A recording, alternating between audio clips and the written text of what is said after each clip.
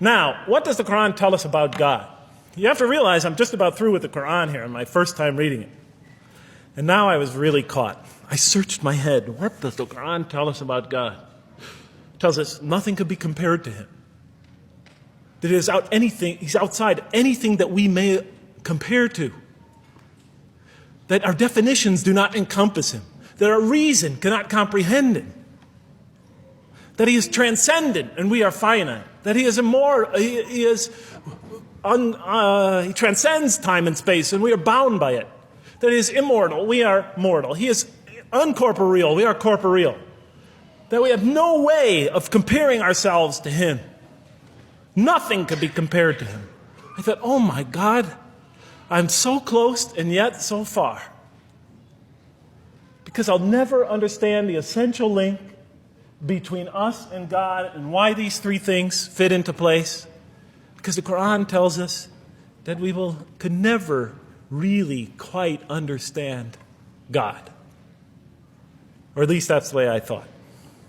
And so I put down the Qur'an when I had finished it. And much to my dismay, I was honestly disappointed because I thought the author made a brilliant try. But he never quite made it. And so I was sitting in front of, about 3-4 weeks later, I was sitting in Diamond Heights in my apartment watching a football game, I think it was. And sometimes things just slip into your minds when you least expect them. And I'm sitting there watching it, and all of a sudden into my mind came a thought. And I said, wait a minute. The Qur'an does tell us so much about God. It tells us again and again and again, but somehow I just missed it. Just skimmed over it every single time. Because if you turn to almost any page, if you turn to the beginning of any surah, you could see time and time again essential information about God that I just thought was sort of a literary device, something to make it just sound more beautiful.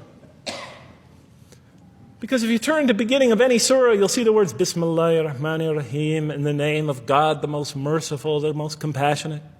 If you read almost any passage, long passage, when you come to the end of it, it's punctuated by dual attributive statements like God is the merciful, the compassionate. God is the forgiving, the gentle. God is the kind, the protector. God is the generous, the truthful. God is, and so forth and so on. There are tens of thousands of such references in the statements in the Qur'an.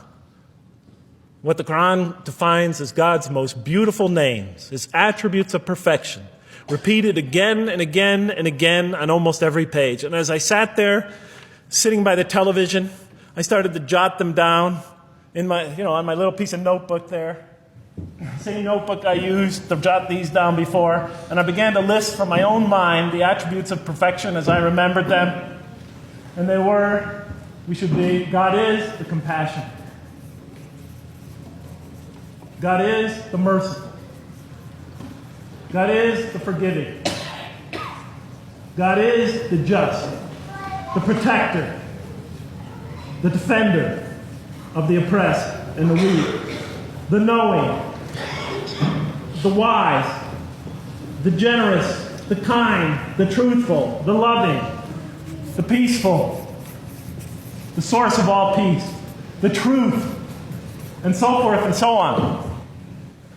Every item I had listed in my list for the qualities that we human beings are supposed to develop, the Qur'an was telling me had its infinite source and perfection in Allah, in God.